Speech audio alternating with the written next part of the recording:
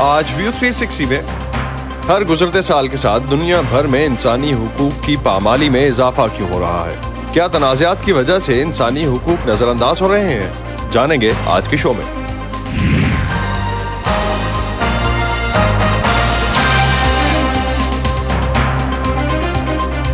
Voice of America کے Washington studios میں آپ سب کو خوش آمدید۔ آپ دیکھ رہے ہیں پروگرام ویو 360 اور میں ہوں اسد اللہ خالد۔ حالیہ برسوں میں دنیا میں جاری تنازعات اور جنگوں کی وجہ سے انسانی حقوق کی پہلے سے خراب صورتحال ابتر ہوئی ہے۔ یہ کہنا ہے 2 دن پہلے شائع ہوئی ایمنسٹی انٹرنیشنل کی رپورٹ کا۔ انسانی حقوق کی صورتحال پر نظر رکھنے والی عالمی تنظیم نے اپنی تازہ رپورٹ میں پاکستان کے بارے میں کہا ہے کہ ملک میں سیاسی عدم استحکام میں اضافہ ہوا ہے اور حکام نے مخالف آوازوں اور حزب اختلاف کے علاوہ حکومت اور فوجی اسٹیبلشمنٹ کے ناقدین پر حملے جاری رکھے۔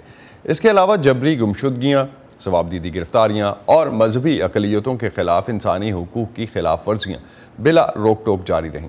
اس سے پہلے اسی ہفتے جاری ہونے والی امریکی محکمہ خارجہ کی انسانی حقوق کے بارے میں رپورٹ میں پاکستان سمیت دنیا بھر میں انسانی حقوق کی پامالی میں ملوث افراد کے خلاف کسی احتساب یا جواب دہی کے فقدان پر عدم اطمینان کا اظہار کیا گیا ہے۔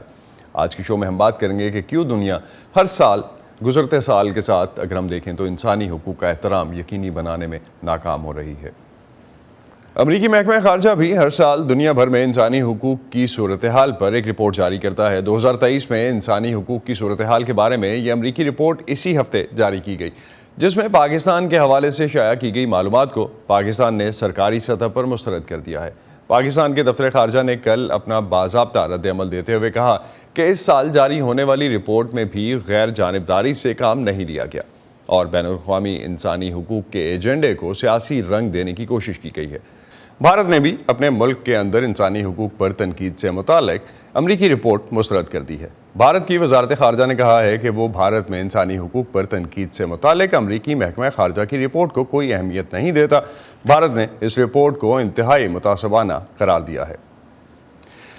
آخر امریکی محکمہ خارجہ کی اس رپورٹ میں کیا کہا گیا ہے؟ خاص طور پر پاکستان کے بارے میں فائزہ بخاری اس وقت ہمارے ساتھ اسٹوڈیوز میں موجود ہیں۔ ان سے اس رپورٹ کے بارے میں ہم مزید بات کریں گے کہ جس طرح کی صورتحال خاص طور پہ امریکی رپورٹ میں بتائی گئی ہے اور جس طرح سے ایمنسٹی انٹرنیشنل کی رپورٹ کو اگر ہم دیکھتے ہیں تو دونوں میں بہت سے پوائنٹس ماہرین سمجھتے ہیں کہ کامن ہے، اور ایک ہی طرف اگر ہم ایک ہی خاص طور پہ فوکس کرتے ہیں انسانی حقوق کے حوالے سے تو ایک ہی طرح کی چیزوں کی نشاندہی کی گئی ہے، حقوق کی پامالی کی بات کی گئی ہے۔ فائزہ بخاری ہمارے ساتھ اسٹوڈیوز میں موجود ہیں۔ فائزہ، بہت شکریہ۔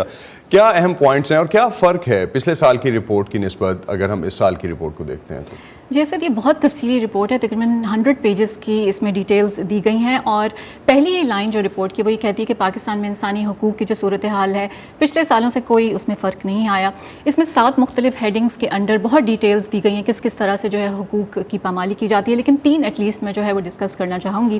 ایک ہے ماورائے عدالت قتل اور جبری گمشدگیوں کے حوالے سے، تو اس میں یہ کہا گیا ہے کہ ماورائے عدالت قتل اور اس کے علاوہ من چاہے قتل اور سیاسی محرک جو موٹیویٹڈ جو قتل ہیں وہ ملک بھر میں ہوتے رہے، اور انسانی حقوق کی جو مختلف تنظیمیں وہ کہتی ہیں خاص طور پہ بلوچستان میں حکومت کی کل اینڈ ڈمپ کی جو پالیسی ہے، یعنی کہ آپ قتل کریں، کسی کو اغوا کرتے ہیں، اس پہ تشدد کرتے ہیں، اس کو قتل کرتے ہیں اور اس کی لاش کو پھینک دیتے ہیں، یہ واقعات ہوتے رہے۔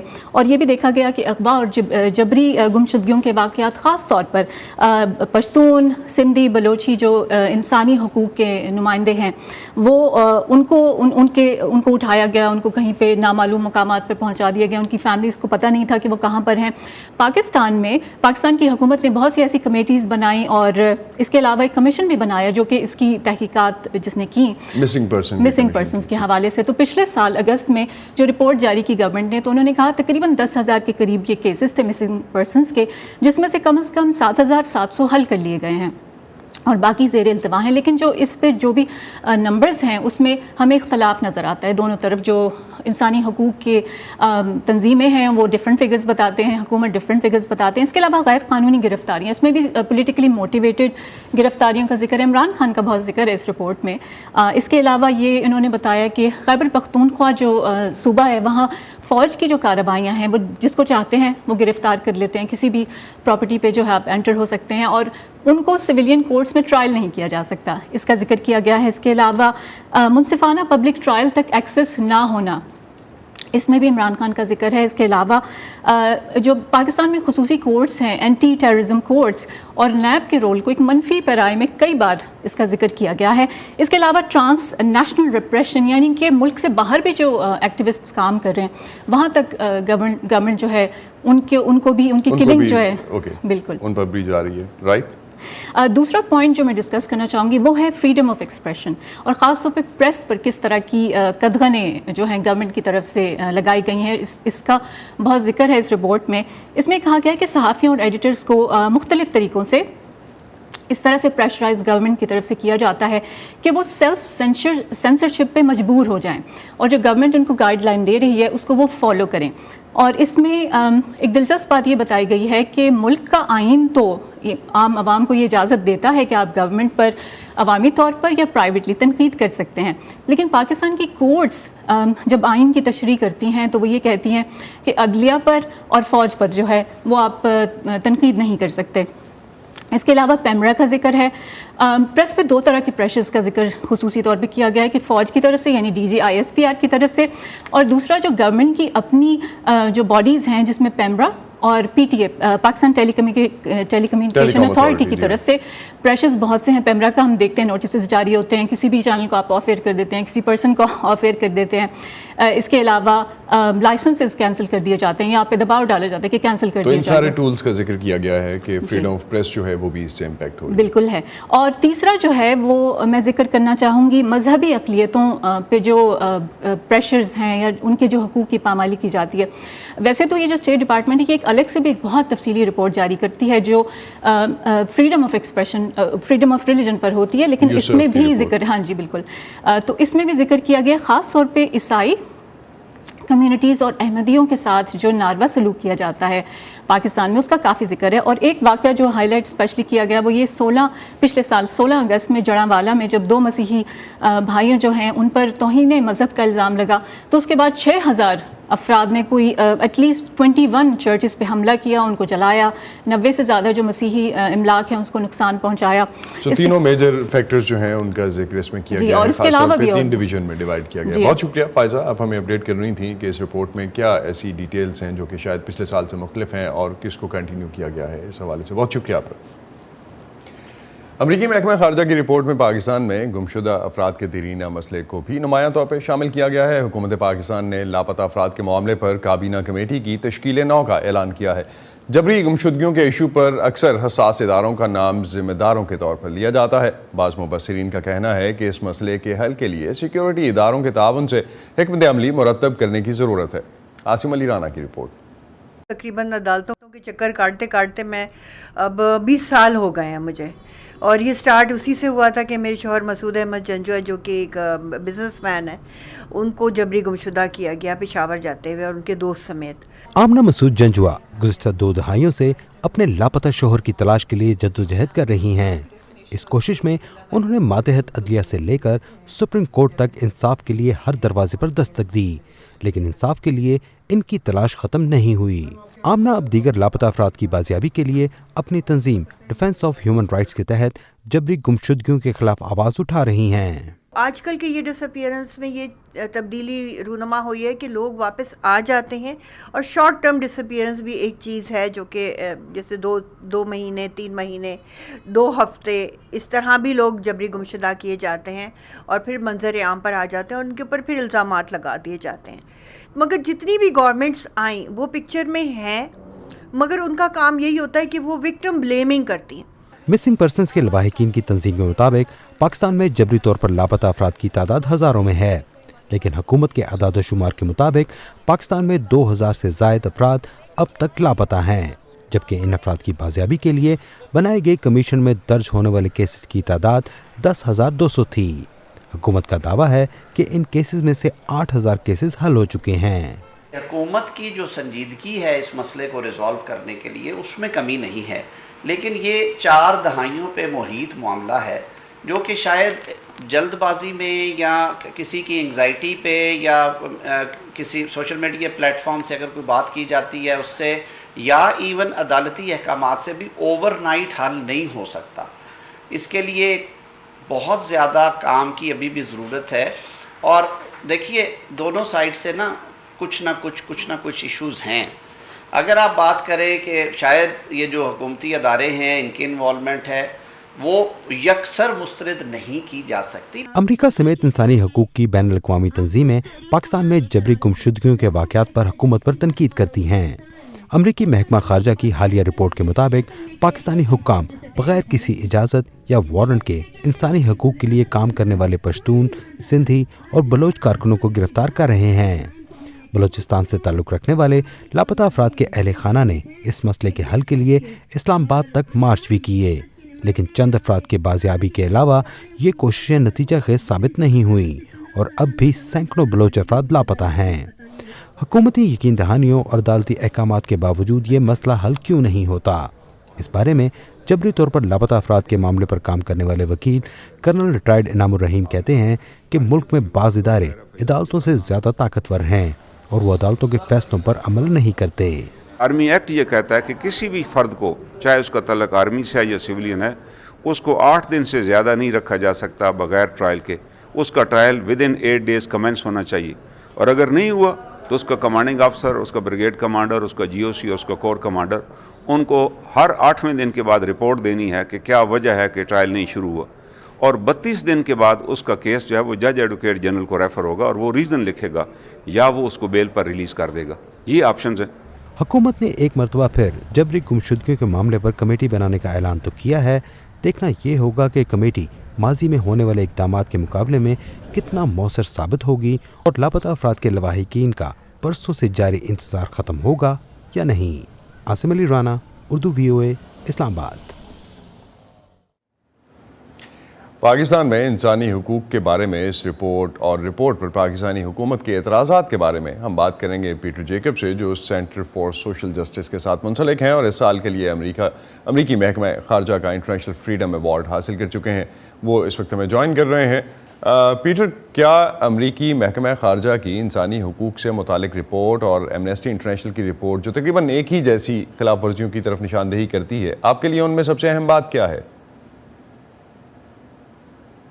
میرا خیال ہے کہ اہم بات تو یہ ہے کہ ایک ایسے وقت پہ آئی ہے جب حکومتیں نئی بنی ہیں اور ان کے پاس یہ مواقع ہیں کہ وہ نہ صرف اس معاملے کو ریکگنائز کریں، اور وہ بڑی لسٹ ہے لمبی جس میں قانون نافذ کرنے والے اداروں کی طرف شکایات جو ہیں وہ سب سے اول صفحے پہ ہیں، اور اس کو حل کرنے میں جو ہے وہ سنجیدگی اگر آئے تو وہ اس رپورٹ کا کوئی فائدہ بھی ہوگا. لیکن آپ سمجھتے ہیں کہ اس رپورٹ سے اس سے پہلے کبھی فائدہ ہوا کچھ؟ یقیناً یہ مسائل کیونکہ دیرینہ ہے، کچھ دہائیوں سے چلے آ رہے ہیں اور حل طلب ہیں، اس پہ توجہ اتنی نہیں رہی. اسی لیے ہم یہ سمجھتے ہیں کہ حکومت کی طرف سے اب جو وعدہ کیا گیا ہے جو کہ وہ اس معاملے کو دیکھیں گے اور وہ اس معاملے پہ نظر رکھے ہوئے ہیں، وہ کافی نہیں ہے. اب وہ ان کو روڈ میپ دینا ہوگا، ان کو یہ بتانا ہوگا کہ وہ کتنی دیر میں یہ معاملات حل کریں گے، اور اسی سے پھر انسانی حقوق کی تنظیمیں، سوسائٹی، ہمارا نظام ان کی اعانت کر سکے. بیٹر، ابھی ہم دیکھ رہے تھے ایک رپورٹ میں، اور جس طرح سے کرنل انعام الرحمان جو ہیں وہ بیسیکلی بات کر رہے ہوتے ہیں انسانی حقوق کی. انہوں نے کہا کہ جو ادارے طاقتور ہیں عدالتوں سے یا جو بھی عدلیہ اس وقت اس حوالے سے کام کر رہی ہوتی ہے، جوڈیشری کا جو سسٹم ہے، اگر وہ اس پورے اگر ہم دیکھتے ہیں اس حوالے سے وہ کنٹرول میں نہیں آتے یا وہ تعاون نہیں کرتے تو یہ مسئلہ حل نہیں ہو سکتا. آپ ایگری کرتے ہیں اس سے؟ یہ درست ہے کہ ہمارے نظام انصاف میں بہت سی خرابیاں ہیں اور ہمیں جوڈیشل ریفارمز کی ضرورت ہے، لیکن حال ہی میں جیسے اسلام آباد high court, supreme court, Lahore high court, Sindh high court کی طرف سے بڑے جرأت مندانہ فیصلے بھی آئے ہیں اور بڑے سنگین مسئلے جو ہیں ان کو ٹچ کیا گیا ہے. تو ہم یہ سمجھتے ہیں کہ جوڈیشری یقیناً ریفارمز اپنی جگہ وہ اپنا دمخم دکھا رہی ہے، اور اسی وجہ سے جو سیاسی سٹیک ہولڈرز ہیں ان کو بھی تقویت لینی چاہیے اور سول سوسائٹی بھی اس پہ اپنی آواز بلند کرے، اپنی مشاورت کے ذریعے سے حکومت کو کام پہ آمادہ کرے. تو آپ سمجھتے ہیں کہ ان کے فیصلے آنا جو ہے وہ پہلا سٹیپ ہو سکتا ہے، فیصلوں پہ عمل درآمد بھی آنے والے وقت میں شاید شروع ہو جائے؟ ایگزیکٹلی، بالکل ایسا ہے کہ وہ جہاں پہ جوڈیشری نے کوئی کنکلوسیو فیصلہ دیا، کوئی نتیجہ خیز فیصلہ دیا تو اس میں عمل درآمد میں آسانی ہوئی. جب وہ کوئی ایمبیگوس فیصلہ دیتے ہیں تو پھر مشکل ہو جاتی ہے. اور یقیناً سب سے بڑی بات یہ ہے کہ رپورٹس چاہے باہر کیوں ہوں یا ہماری اپنی معلومات ہوں, ہماری اپنی فائنڈنگز ہوں یہاں پر جوڈیشل یا ادروائز, ہمیں پتہ تو ہے کہ یہ معاملات ہیں. اسی وجہ سے ان کا جو حل ہے وہ یقیناً اب ضروری بھی ہے اور ارجنٹ بھی ہے. تو پاکستان کے اس رپورٹ پر اعتراض اور اسے مسترد کر دینا کیا معنی رکھتا ہے؟ کیا پاکستان زمینی حقائق کو تسلیم نہیں کرنا چاہتا؟ وہ ہمارے دفتر خارجہ کی اور کبھی کبھی وزارت اطلاعات کی یہ ذمہ داری ہوتی ہے کہ کوئی بھی رپورٹ آئے, اور وہ ایک قسم کی روایت بن گئی ہے کہ جو بھی رپورٹ آئے گی اس کو ڈینائی کیا جائے گا, خاص طور پر اگر وہ کسی بین الاقوامی ادارے سے یا کسی انٹرنیشنل کمیونٹی سے آئے گی. تو یہ لوگ سمجھتے ہیں اس بات کو کہ یہ کافی نہیں ہے. خاص طور پر عدالتیں اس بات کو سمجھنے لگی ہیں کہ ہمیں ان مسائل کا جو حل ہے وہ شدت سے اس کا انتظار ہے اور اس کا ابھی فوری حل ہونا چاہیے. تو گزشتہ ایک سال میں آپ کے ادارے کی کیا آبزرویشنز ہیں؟ کس حد تک صورتحال ایک سال پہلے کی نسبت جو ہے وہ خراب ہوئی ہے؟ ہمارا ادارہ خاص طور پر مذہبی آزادی کے حوالے سے جو اعداد و شمار ہیں وہ جمع کرتا ہے. تو اس اعتبار سے وہ جنہیں جبری تبدیلی مذہب کے کیس کہا جاتا ہے اور پھر تکفیر کے کیس ہیں, ان میں تو بے انتہا اضافہ ہوا ہے 2023 میں.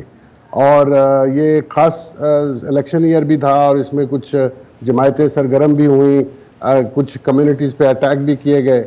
تو اس اعتبار سے انسانی حقوق کی مجموعی صورتحال تو خراب ہوئی ہے. بہت شکریہ آپ ہمارے ساتھ تھے. پیٹر جیکب ہمیں جوائن کیا انہوں نے, اور بتا رہے تھے کہ اس وقت جو پاکستان نے خاص طور پہ انہوں نے دفتر خارجہ کا حوالہ دیا کہ وزارت اطلاعات اور خاص طور پہ اس کے بعد جس طرح سے وزارت خارجہ کی طرف سے جو بھی انٹرنیشنلی کوئی رپورٹ آتی ہے اس کو اس طرح سے مسترد کیا جاتا ہے. ایمنسٹی انٹرنیشنل کی حالیہ رپورٹ میں دنیا بھر میں تنازعات کی وجہ سے انسانی حقوق کی ابتر ہوئی صورتحال کا تفصیلی ذکر کیا گیا ہے. وائس آف امریکہ کی صبا شاہ خان نے ہیومن رائٹس واچ سے منسلک جان سفٹن سے جب اس بارے میں سوال کیا تو ان کی رائے بھی ایمنسٹی انٹرنیشنل کی رپورٹ سے مختلف نہیں ہے. Human Rights Watch shares Amnesty's deep concerns with the deterioration. Human rights watch کو بھی ایمنسٹی کے ساتھ دنیا بھر میں انسانی حقوق کی بگڑتی ہوئی صورتحال پر تشویش ہے. ہم دونوں نے نوٹ کیا ہے کہ مسئلہ صرف یہ نہیں کہ انسانی حقوق کی خلاف ورزیوں کا دائرہ نوعیت اور شدت میں اضافہ ہو رہا ہے, بلکہ یہ کہ بین الاقوامی انسانی حقوق کے قانون کے نظام پر حملے بڑھتے جا رہے ہیں. ایک وقت تھا جب ہم جیسے گروپس انسانی حقوق کی خلاف ورزیاں بتاتے تھے اور حکومتیں ان کی تردید کرتی تھیں یا تبدیلی کا وعدہ کرتی تھیں, لیکن وہ انسانی حقوق کے بین الاقوامی نظام پر یقین رکھتے تھے. لیکن اب ہم دیکھتے ہیں کہ بہت سی حکومتیں اس نظام کا مذاق اڑاتی ہیں اور یہ تجویز کرتی ہیں کہ یہ نظام ہونا ہی نہیں چاہیے. تو یہ ایک اور سطح پر پریشان کن ہے, اور ہم نے اقوام متحدہ میں بین الاقوامی نظام میں بھی خرابی دیکھی ہے, جہاں دنیا بھر میں کئی تنازعات سے نمٹنے کے لیے سلامتی کونسل کو مفلوج کر دیا گیا ہے. عدل و انصاف اور خواتین کے حقوق اور مذہب یا عقیدے سے متعلق حقوق, یہ ایسے کچھ حقوق ہیں جو جنوبی ایشیا میں مسلسل حملوں کی زد میں ہیں. آپ اسے کیسے دیکھتے ہیں؟ Well, these have been problems in South Asia for many years. Discrimination against مذہبی اقلیتوں کے خلاف امتیاز, خواتین کے حقوق کے سنگین مسائل, LGBT افراد پر حملے, کمزور قانونی ڈھانچہ جسے کمزور کمیونٹی, صحافیوں, میڈیا اور سول سوسائٹی کے خلاف استعمال کیا جاتا ہے. یہ بھارت, پاکستان, بنگلہ دیش, سری لنکا اور نیپال کے مسائل ہیں. لہٰذا تمام جنوبی ایشیا میں مذہبی اقلیتوں, خواتین کے حقوق, LGBT افراد, صحافیوں اور میڈیا کو یہ سنگین مسائل درپیش ہیں. اور اوپر سے یہ کہ ان میں بہت سے ملک سنگین معاشی بحران سے دو چار ہیں جو لوگوں کے خوراک, صحت اور روزی روٹی کے حقوق کو بری طرح متاثر کر رہا ہے. افغانستان میں انسانی حقوق کی خلاف ورزیاں تو ہیں, لیکن وہاں خواتین کے حقوق کی صورتحال اور بھی خراب ہے. کیا آپ کو کوئی امید نظر آتی ہے اور آپ کیا سفارشات دیں گے؟